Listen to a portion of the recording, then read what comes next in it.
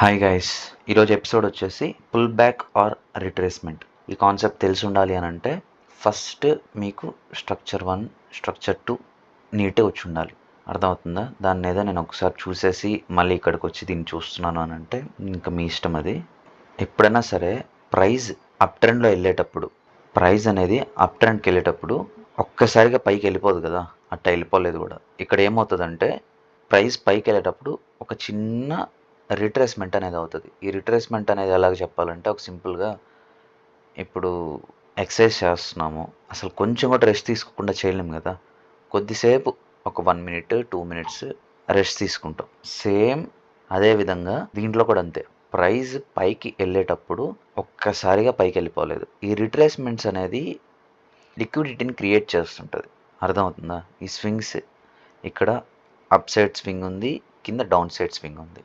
So up side స్వింగ్కి పైన ఒక లిక్విడిటీ క్రియేట్ చేస్తుంది, కింద ఇంకో లిక్విడిటీ క్రియేట్ చేస్తుంటుంది. Everything is algorithmically printed. ఇక్కడ ఏదో ర్యాండమ్గా ప్రైస్ అక్కడ ప్రింట్ అవుతుంది అనేది ఏమీ ఉండదు. ఎగ్జాక్ట్గా ప్రైస్కి తెలుసు ఎక్కడ వరకు వెళ్ళాలి, ఎక్కడ వెళ్ళాలి అని చెప్పి ఆల్గరిథం దాన్ని ప్రింట్ చేస్తుంది. ఇందాకేమో దాంట్లో రిట్రేస్మెంట్ అంటే ఇలా ఉంటుంది అని చెప్పాం, కానీ చార్ట్స్లో అవి వచ్చేసరికి కొంతమంది కన్ఫ్యూజ్ అవుతారు. దాంట్లో ఏమో చాలా బాగా అర్థమైంది, దీంట్లోకి వచ్చేసరికి ఎలా మార్క్ చేసుకోవాలో తెలియట్లేదు అని అంటే ఏం లేదు. నిజం చెప్పాలంటే ఇవన్నీ సింపుల్గానే ఉంటాయి, కానీ అంత ఇంపార్టెంట్గా ఉంటాయి. అర్థమవుతుందా? ఇక్కడున్న ఈ రేంజ్ ఉంది కదా, ఇక్కడ ఉంది కదా, ఈ రేంజ్ నుంచి ఈ రేంజ్ వరకు మార్క్ చేసుకుంటాం. ఓకేనా? దీని మధ్యలో ఉన్న రిట్రేస్మెంట్ చూద్దాం.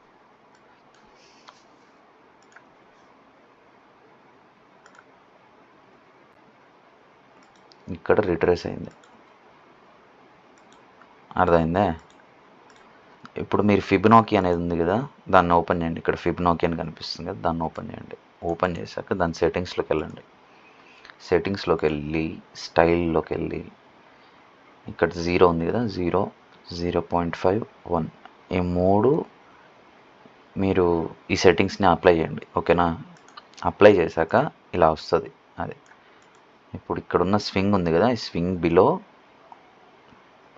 స్వింగ్ అంటే ఏందో తెలిసి చెప్పాను ఆల్రెడీ, ఇంకొకసారి చెప్తాను చూడండి. ఏం లేదు, ఇక్కడ లో ఉంది. ఓకేనా? Every lows and every highs swing అవుతుంది. ఇది కూడా ఒక స్వింగ్ పాయింట్. ఓకేనా? ఈవెన్ దో ఇది హయ్యర్ లో అయినా కానీ ఇది ఒక swing point. Every lows and every highs పైన స్వింగ్స్ ఉంటాయి.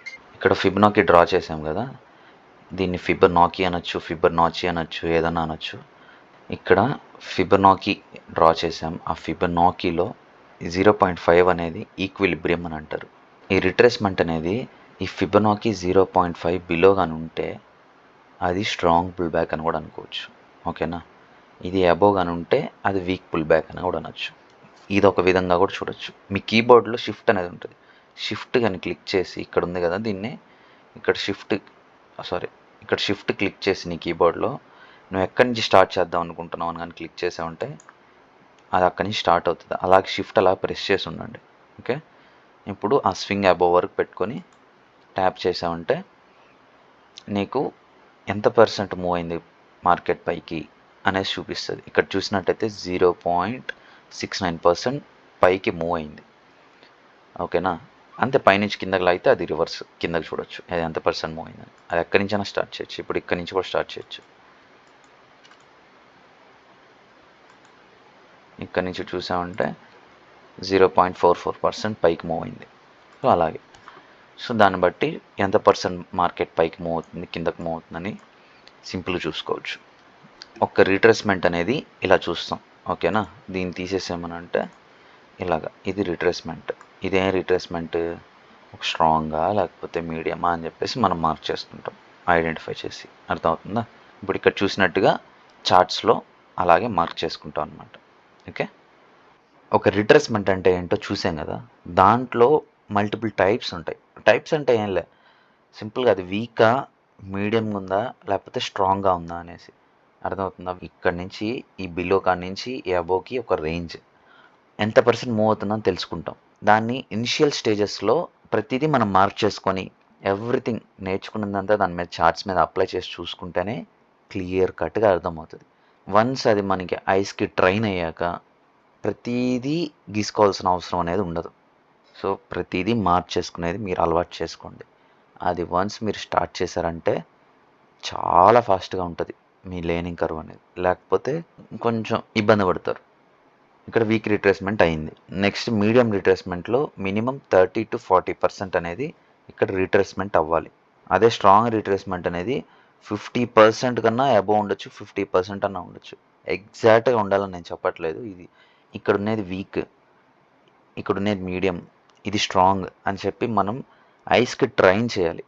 అలా ట్రైన్ చేస్తేనే ప్రతీదీ ఇనిషియల్ స్టేజెస్‌లో మార్క్ చేసుకున్న అప్‌కమింగ్ డేస్‌లో ఒక 1 మంత్, 2 మంత్స్ మీరు అలవాటు పడ్డాక అది మీరు ప్రతీదీ చిన్న చిన్న థింగ్స్‌ని మార్క్ చేసుకోకుండా ఉండేదానికి ఇవి చాలా హెల్ప్‌ఫుల్ అవుతది. ఇనిషియల్ స్టేజెస్‌లో మీరు ఎంత దాన్ని చార్ట్స్ మీద ట్రై చేసి దాన్ని మార్క్ చేసేదాన్ని ట్రై చేస్తే అంత అంత బావుంటది మీ లెర్నింగ్ కర్వ్. నీ లైఫ్‌లో ఒక్క 6 మంత్స్ నీది కాదనుకో. ఈ స్కిల్ సెట్ నేర్చుకునేదానికి నువ్వు ట్రై చెయ్యి. 100% ఇవ్వు. 100% కాకపోతే 200% ఇవ్వు. దాంతోపాటు జిమ్ స్టార్ట్ చెయ్యి. మంచి ఫుడ్ తిను. నీ ఎన్విరాన్మెంట్ పీస్‌గా పెట్టుకో. హ్యాపీగా పెట్టుకో. మంచి రిలేషన్‌షిప్స్ మెయింటైన్ చెయ్యి. ఇవన్నీ చెయ్యి. నీకు ఖచ్చితంగా ప్రోగ్రెస్ అనేది కనిపిస్తది. నువ్వు ఒక్క దగ్గర డిసిప్లిన్‌లో ఉండి లైఫ్‌లో ఇప్పుడు జిమ్‌కెళ్తున్నావు అనుకో. జిమ్ ఒక్క దాంట్లో నేను డిసిప్లిన్‌లో ఉండి మిగతా దాంట్లో నేను డిసిప్లిన్‌గా లేదనే దానికి లేదు. నువ్వు ప్రతి దాంట్లో డిసిప్లిన్‌గా ఉండేదానికి నువ్వు ట్రై చెయి. Everything is important.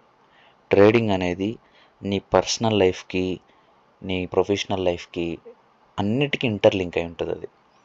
నీ మైండే ఇక్కడ వజ్రం. నీ మైండ్ గాని కరెక్ట్‌గా ఉంటే ఎవ్రీథింగ్ ఈజ్ పాసిబుల్. కానీ నీ మైండే సరిగ్గా లేకపోతే ఇక్కడ చాలా ఇబ్బంది పడతావు. దాన్ని నువ్వు షార్పెన్ చెయ్యి.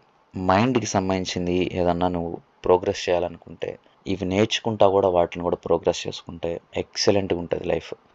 ఓకేనా? ఇక్కడ ఒక ఎగ్జాంపుల్ చూద్దాం. ఇది బిగినింగ్ ఆఫ్ ద ట్రెండ్. ఇక్కడి నుంచి ఇక్కడికి. ఓకేనా? ఇందాక నేను చెప్పినట్టుగా ఫిబొనాకీ కావాలంటే మార్క్ చేసుకోండి. మార్క్ చేసుకున్నాక ఈ పాత్ ఉంది కదా, ఇదొక రిట్రేస్మెంట్. తర్వాత ఇదొక రిట్రేస్మెంట్. ఇక్కడ నుంచి ఈ హై నుంచి ఈ స్వింగ్కి ఇక్కడ ఒక రిట్రేస్మెంట్. సో ఇలాగా మల్టిపుల్ రిట్రేస్మెంట్స్ అనేది మార్క్ చేసుకున్నాను.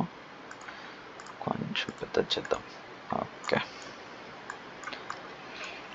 సో ఇక్కడ ఉన్న ఈ చిన్న చిన్న స్వింగ్స్ ఉన్నాయి కదా, ఈ రెండు ఒక క్యాండిల్తో రిట్రేస్మెంట్ అయింది. ఎవ్రీ 3 క్యాండిల్స్ కాంబినేషన్ ఉంటేనే చాలా అది రిట్రేస్మెంట్ అని కన్సిడర్ చేయొచ్చు. అదేం తప్పేం లేదు. ఓకేనా? నాకు ఇంత స్ట్రాంగ్ ఉంటేనే నేను దాన్ని రిట్రేస్మెంట్గా లేకపోతే ఒక పుల్ బ్యాక్గా నేను ఐడెంటిఫై చేస్తాను అనేది ఏం లేదు. ఒక్క క్యాండిల్ ఉన్నా సరే దాన్ని స్వింగ్ పాయింట్గా చేయొచ్చు, దాన్ని రిట్రేస్మెంట్ కన్సిడర్ చేయొచ్చు. కానీ అది ఎంత స్ట్రాంగ్ ఉంది లేకపోతే అది ఎంత వీక్గా ఉండేది అనేది కన్సిడర్ చేయాలి. అర్థమవుతుందా? ప్రతి దగ్గర నేను 3 క్యాండిల్స్ కాంబినేషన్ అయ్యాయి కదా, దాన్నే స్వింగ్ అంటారు. Any 3 candles combination is a swing. Week retracement అవుతుంది. ఇక్కడ నేను హైలైట్ చేస్తాను దాన్ని. ఇక్కడ ఉన్నది ఇది ఒక వీక్ రిట్రేస్మెంట్ అవుతుంది. ఇక్కడ ఉన్నది కూడా వీక్ రిట్రేస్మెంట్ అవుతుంది. ఇక్కడ ఉన్నది ఇది మీడియం అవుతుంది.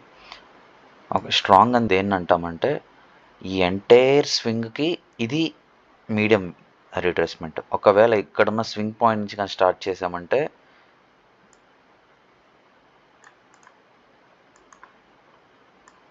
ఇక్కడున్న స్వింగ్ నుంచి స్టార్ట్ చేసామంటే అది స్ట్రాంగ్, లేకపోతే ఇక్కడున్న చూసుకున్నామంటే అది స్ట్రాంగ్. ఓకేనా? అది ఎక్కడి నుంచి నువ్వు కన్సిడర్ చేస్తావు అనే దాంట్లో అది స్ట్రాంగ్గా, మీడియమా, వీకా అనేది చూసుకుంటాం. ఓకేనా? So these how you gonna identify week retracements and strong retracements and medium retracements. Okay, ఇప్పుడు నేను చెప్పించాను, అది వినేసి నాకు వచ్చేసిందని మాత్రం అనుకోమాక. ఇక్కడ నువ్వు వచ్చింది దేనికి? హార్డ్ వర్క్ ఇచ్చి మనీ ఏం చేసుకుందానికి వచ్చావు. సో నీ పర్పస్ని మాత్రం నువ్వు చూసుకో. డిస్ట్రాక్ట్ అవ్వకు. మెయిన్ పాయింట్ అది నేను చెప్పొచ్చే పాయింట్. డిస్ట్రాక్ట్ అవ్వకుండా వచ్చిన పాయింట్ మీద నువ్వు కూర్చో, చేసుకో, హ్యాపీగా వెళ్ళు. అది ఏమైనా డౌట్స్ ఉంటే క్లియర్ చేసుకో. ఓకే, ఏదైనా వాల్యూ యాడ్ చేసే కంటెంట్స్ మాత్రమే నువ్వు వాళ్ళని ఫాలో అవ్వు. నన్ను మాత్రమే ఫాలో అని నేను చెప్పట్లేదు.